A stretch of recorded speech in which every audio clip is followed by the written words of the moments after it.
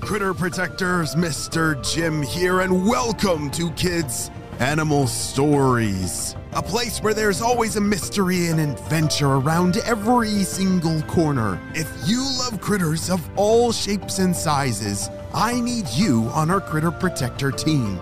Join our adventure as we learn about critters from around the world and in our backyards. Well, my friends, are you ready for today's adventure? Me too! Let's go!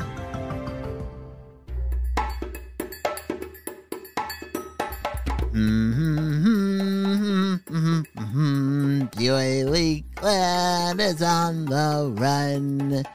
Aiden the Anchovy hummed a little tune as he searched the ocean floor for some food. Anchovies are small fish with bluish silver scales. They're found throughout the ocean in temperate waters. Do you know what temperate means? Yeah, temperate means it's not too cold or not too hot. Some would say it's just perfect. They are food for many, many species, so Aiden's tune is very true for his whole school. As Aiden searched for fish eggs and larvae to eat, he kept a close eye on his surroundings. One wrong move and I'm toast out here, he said to himself. As Aiden grew up, he got very used to watching his surroundings, looking out on his back. On the surface, he had to look for pelicans and other birds who might want to snatch him up as they're flying overhead. And in the water, there were so many larger fish who could easily eat him with one and even all of his friends. On this particular day, his school of fish, the Oily Clan, were venturing on a journey to the Mediterranean Sea. They'd been traveling a while together and were getting very close. They hoped to find some other anchovies in this area of the deep blue to make friends. They're just way safer when there's a whole bunch of anchovies together. You know, it's better with friends. The larger the school, the better, they always said. Hey, Aiden, anything down there to eat? Called Aiden's friend Arlo. Not too much here, Arlo. Well, I guess we will have to wait till we get to the Mediterranean, Arlo called back. A minute later, the general, Sir Archibald Anchovy, made an announcement. Oily Clan! Formations, please! Sound of 1, 2, 3, repeat! The general called. All the anchovies sounded off. Sound off! 1, 2, 3. Oily Clan, ready to leave, sir! Aiden found his place in the middle of the school. Everyone had their spot, and he had gotten quite used to following formation as they swam from place to place. You see, anchovies, they swim in large groups called schools. This is one way they can protect themselves from all the predators they face every day. And do you know how big some schools can be? Yeah, some schools of anchovies can have as many as 1 billion fish in them. Holy smokes, that's a lot of anchovies. Get ready, called General Archibald. Ready! Called the enormous school. Here we go, said Aiden to his friend Andrew next to him. Another day, another risky swim, said Andrew. With one final wave of his fin, General Archibald led the 10 million anchovies in Aiden's school towards the Mediterranean Sea. They swerved together from left to right, all around, weaving through obstacles like they were part of one huge robot working together. It was amazing. Aiden knew just how to maneuver his little body to line up exactly with Andrew's and the others right around him. As long as he followed his little group, he'd fit in just right with everyone else. Towards the front of the school, General Archibald led the commanders. These commanders were highly trained anchovies who worked for days, months, even years to lead the Oily Clan. One day, Aiden hoped he would be as good of a swimmer and leader.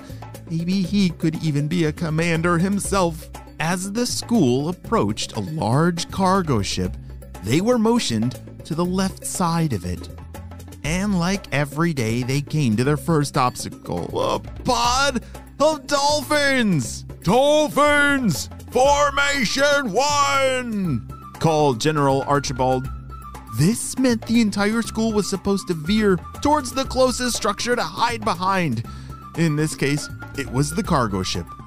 Andrew, this is a huge pod. "Stay close, Aiden. It's okay, we got this," said Andrew. The school of anchovies hid by the base of the ship and kept moving so they blended in with the waves hitting the bottom of the boat.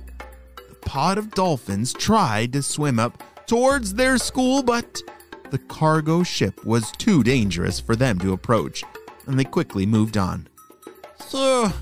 Oh, we're down 100 to go," said Aiden, and the school continued forward. Wow, can you imagine, like, if you were on your way to school, that you had to look out for predators like hungry dolphins? Yikes. As Aiden swam in formation, he tried to dream some more about what it would be like to be a leader.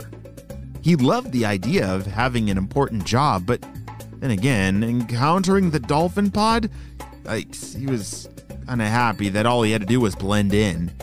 He knew that being a commander was dangerous. Many anchovies didn't make it. Soon they came to a calmer stretch of the ocean, and Aiden could see some kind of small island ahead.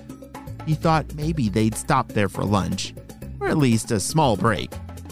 As they approached, he soon realized it was not going to be an easy place to stop, or an easy place to get around.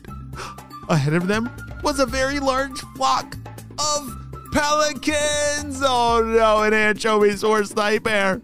This must be a well-known place for them to take a break because the rocks were completely covered with their white, feathery bodies. "Andrew, watch out!" Aiden felt a huge plunge above him and looked up to see a large yellow beak reaching out. "Aiden, to the right!" called Andrew. Aiden swerved and barely dodged another beak. The pelicans were coming from all directions, and at this point it felt like every anchovy for themselves. Oh no, this is a terrible disaster. Are they going to be eaten? Will Aiden and Andrew be okay? Oh dear, will they make it safely with their school to the Mediterranean Sea? I'm not sure, but we're going to have to wait and see what happens on the next episode of Kids Animal Stories.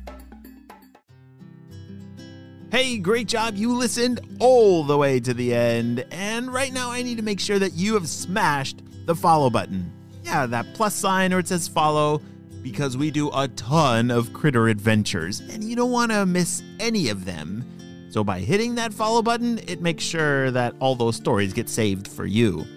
And parents, if we haven't met, my name's Mr. Jim.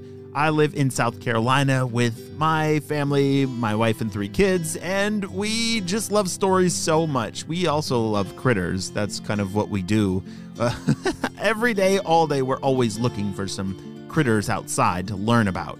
These stories have been a really fun thing that we do when we, maybe drive in the car or getting ready for bed, and I know a lot of other listeners listen at those times as well. Well, friends, I hope you all have a super duper day, and I will see you on our next adventure.